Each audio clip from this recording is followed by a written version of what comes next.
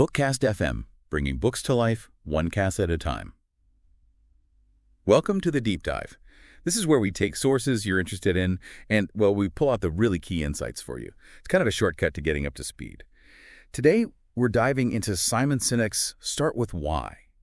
And our goal, our mission really, is to understand how his ideas can help optimize flow, specifically thinking about learning and engagement. So we'll be delivering a pretty detailed, comprehensive look at the book's main points, all focused on that theme for you. Right. And start with why. It's become really foundational for anyone thinking about leadership or branding or just, purpose-driven work. The core concept is actually quite simple. Sinek argues that the most inspiring leaders, the really effective organizations, they work from the inside out. They start with why. Okay. And that's where his golden circle comes in, right? These concentric circles. Why, then how, then what? And his big argument is that most of us, well, we do it backwards. We talk about what we do first. Exactly. Maybe we mention how we're different. But that fundamental why, our actual purpose, our core belief, often gets missed. It does. And the book, it kicks off by looking at the problems this causes. Like when we just assume we know what drives people. Yeah. Chapter 1, assume you know. Yeah. It really highlights the danger there.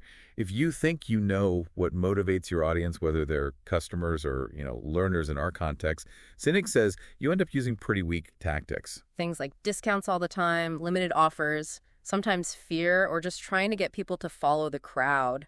Shallow stuff. And the real kicker is the long-term damage, isn't it? Mm-hmm. You might get a quick win, maybe, but you erode trust. You lose that long-term loyalty, which is crucial for sustained engagement. Like those learning platforms always offering huge discounts. Are they building real value for learning or just teaching people to wait for a sale? It's a classic case of treating symptoms, not the root cause. Maybe low engagement isn't the real problem. Right. It could be a symptom of not having a clear, motivating why. And without that clear why, you're just reacting, always trying to beat the competition, becoming indistinct. That pressure to just, win can make you lose your own way. So the actionable insight here, especially for learning and engagement, is to question those assumptions. Absolutely. Don't just assume. Seek real understanding. Shift from those manipulative tactics towards genuine inspiration. Build long-term value. Look inward first. Ask why before acting outward. And that limited time offer approach, it just trains people to expect bargains, not intrinsic value. Sinek's quote is powerful here. There are only two ways to influence human behavior. You can manipulate it or you can inspire it. Which leads straight into Chapter 2, Carrots and Sticks. This digs deeper into those manipulations. Rewards, punishments. Yeah, the stuff we often default to for motivation, he argues, again, short-term results maybe, but they damage trust. They create transactional relationships. People engage for the deal, the points, the grade, not because they actually connect with the purpose. Exactly. They're focused on the transaction, not the underlying belief or mission. Sinek claims inspiration is really the only scalable long-term way to influence people. It creates that emotional connection. He lists out different types of manipulation, doesn't he? He does. Price drops, they undermine value. Promotions, they attract bargain hunters, not believers. Fear tactics, well, they work short-term but create distrust. Even aspirational messages can feel hollow if there's no genuine why behind them. And peer pressure, the bandwagon effect, it's just playing on conformity. Think about how this applies to learning environments. Are we just using grades and points, or are we connecting the learning to something bigger, something that resonates? Are we motivating through fear of failure or through a shared belief in growth? It really makes you reassess the tools you're using. Are they about pressure or genuine persuasion? The takeaway is clear. Stop training people to wait for the next deal or reward. Build value based on your mission, your beliefs. Focus on those long-term relationships that come from a meaningful purpose. His contrast of Apple, always leading with their why, challenging the status quo against companies just pushing features and sales.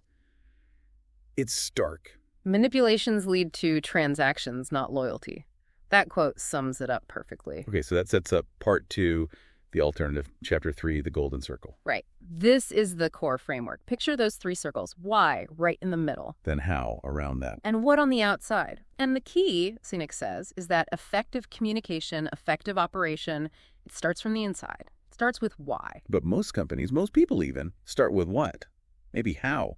Almost never why. And this isn't just like a marketing gimmick. It's a fundamental principle of leadership and communication. People are inspired by purpose, by belief, not just features. So the golden circle helps you craft messages that connect emotionally and creates alignment. Exactly, both inside the organization and with your audience. So breaking it down, why is your purpose, your belief? How is your process, your values? What makes you unique in action? And what is just the result, the product, the service, the tangible thing? The actionable steps.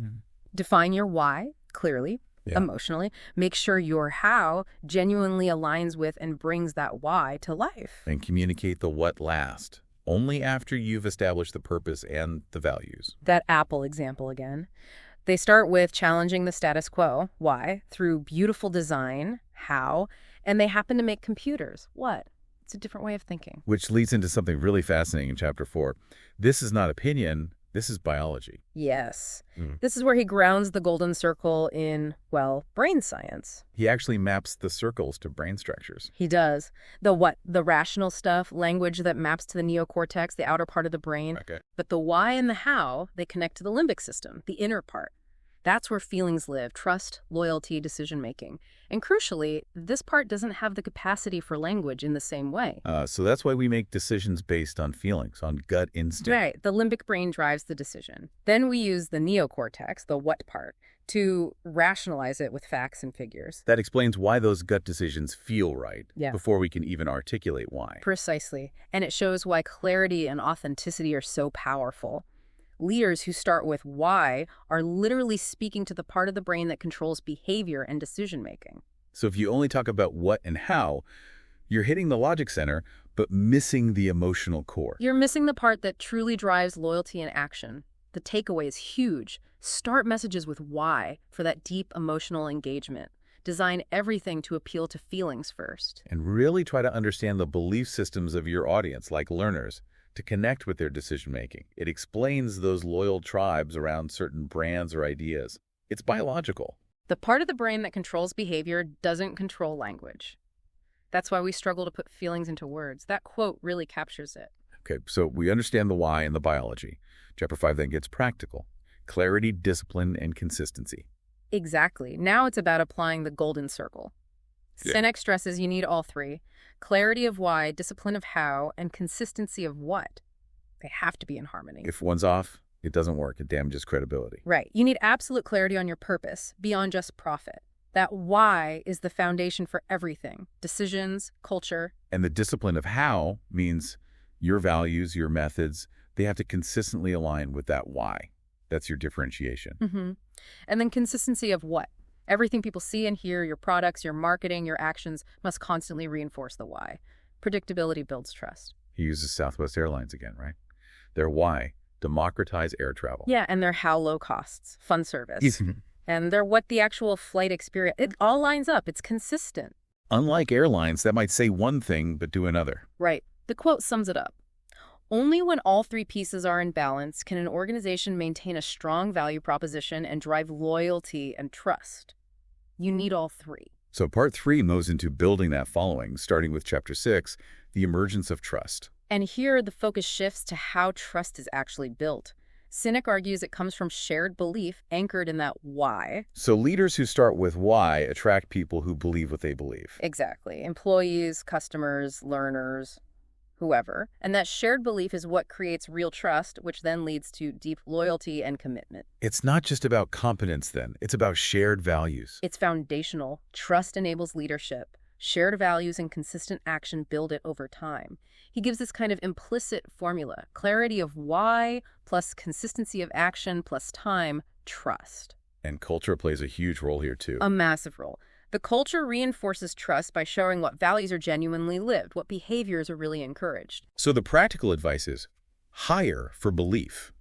Partner based on alignment, not just skills. In the long run, yes, purpose alignment is key. Right. And create environments where values aren't just posters on the wall, but are actually lived daily. Embed them in behavior. And you can't fake it.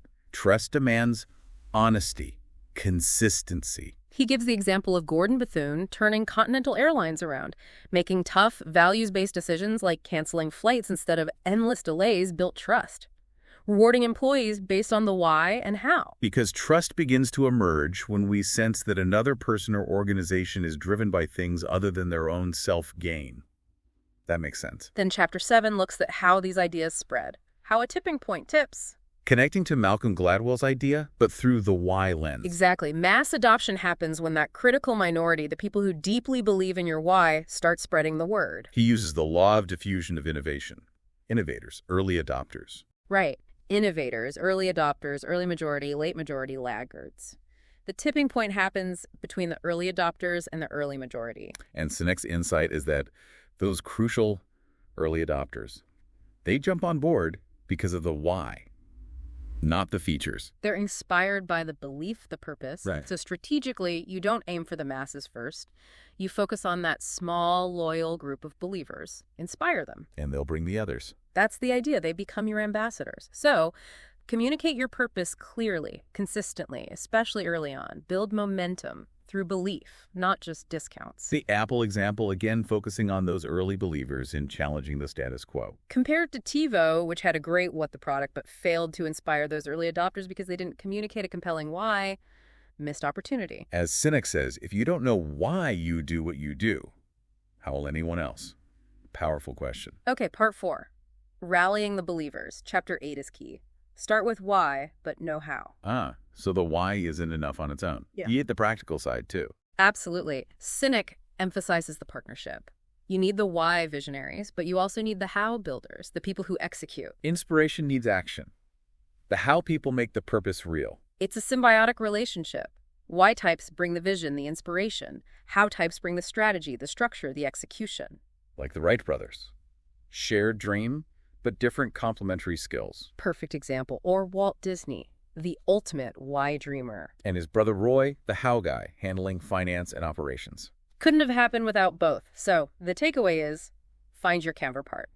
If you're a why, find your how. If you're a how, find your why. And respect both roles equally.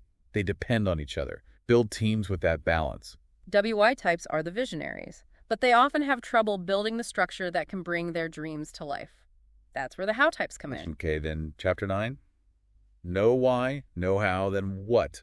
This sounds like bringing it all together. It is. Maintaining alignment across all three, why, how, what, throughout the entire organization. It's not just about external messaging. The real inspiration comes from that internal alignment. Yeah. Sinek notes that few truly know their why, and even fewer make sure their what consistently reflects it.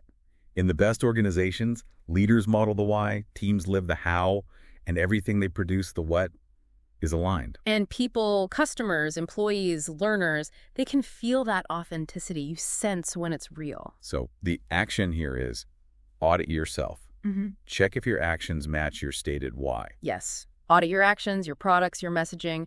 Train your teams so the culture embodies the why. Use your purpose as a filter for making decisions. The Apple example holds up again why, challenge status quo, how, design, usability, what products are all aligned. Contrast that with Dell trying to move into MP3 players or whatever. It didn't align with their core why of efficiency and performance, and it felt inauthentic. It didn't stick. Everything you say and do has to prove what you believe. A WHY is just a belief. How W's are the actions, and what's are the results.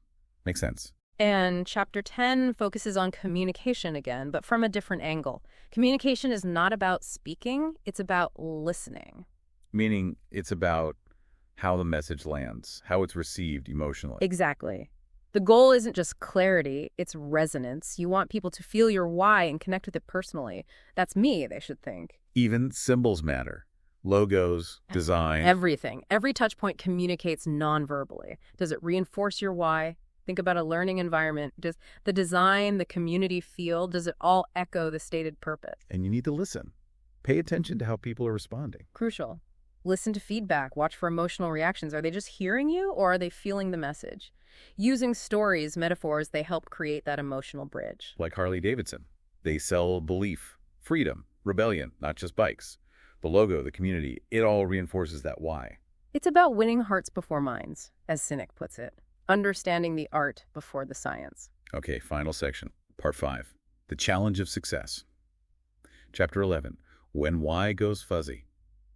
This sounds ominous. It can be. Success itself can ironically cause organizations to lose touch with their original why.